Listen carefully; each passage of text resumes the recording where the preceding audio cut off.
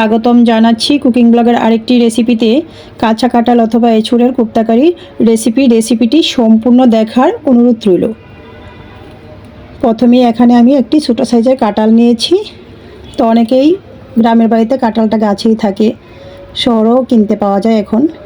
তো হাতে সরিষা তেল মেখে কাঁঠালটা কেটে নিচ্ছি। গামলাতে নিয়েছি হলুদ জল। সরিষা তেল মাখলে হাতে আটাটা কম লাগবে। কাঁঠালটা ধোয়ার পর চলে আসছি চুলায় একটি কড়াই বসিয়ে দিয়েছি জল, লবণ, হলুদ। ঢাকনা দিয়ে কাঁঠালটা সিদ্ধ করে নেব। তো এর মাঝখানে ঢাকনাটা নামিয়ে একবার নাড়াচাড়া করে নিয়েছি। তো কাঁঠালটা সিদ্ধ হয়ে গিয়েছে। জাকিতে পানিটা ঝরিয়ে নেব। তো আমি শিলপাটায় বেটে নিয়েছি। তো আপনারা চাইলে মিক্সার জারেও করতে পারেন। দিয়ে দিয়েছি পরিমাণ মতো হলুদ গুঁড়া, পরিমাণ মতো লঙ্কার গুঁড়া, টালা জিরার গুঁড়া, স্বাদ মতো লবণ,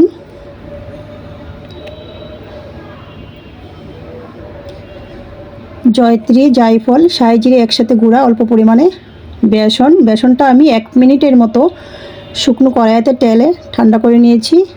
সামান্য পরিমাণে এলাচি দারচিনির গুঁড়া দিয়েছি।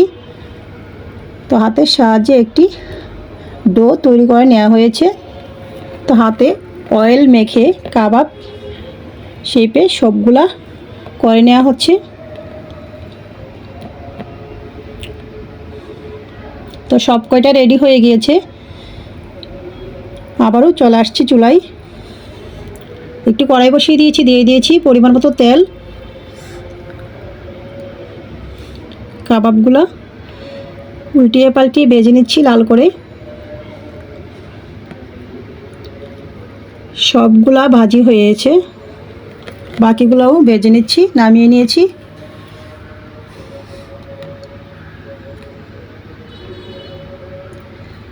একই তেলে আমি দিয়ে দিয়েছি পাঁচফোড়ন, তেজপাতা। তো আপনারা কেউ চাইলে পাঁচফোড়নের পরিবর্তে রসুন পেঁয়াজ বাটা দিয়েও রান্নাটা করে নিতে পারেন, এতে করেও মাংসর ফ্লেভার লাগবে খেতে। মশলায় দিয়েছি হলুদ গুঁড়া, লঙ্কার গুঁড়া, সামান্য আদা বাটা, জল দিয়ে গুলে স্বাদ মতো লবণটা দিয়েছি। আস্ত 2টি কাঁচা লঙ্কা দিয়েছি। নাড়াচাড়া করে মশলাটা ভালো করে কষিয়ে নিচ্ছি।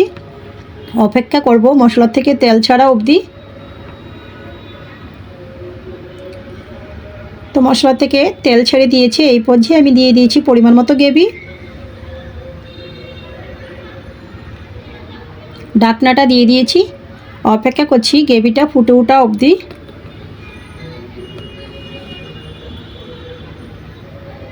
গ্রেভিটা ফুটে উঠেছে। ঢাকনাটা নামিয়ে আমি সব কয়টা কোপ্তা দিয়ে দিয়েছি একসাথে টালা ধনিয়া জিরার গুঁড়া। নাড়াচাড়া করে ঢাকনাটা দিয়ে দিয়েছি।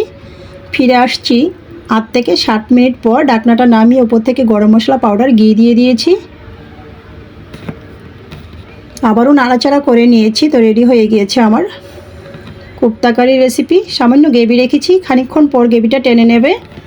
তো আপনারা সাদা পোলাও কিংবা সবজি পোলাওর সাথেও পরিবেশন করতে পারেন। আমি সাদা ভাতের সাথেই পরিবেশন করেছি।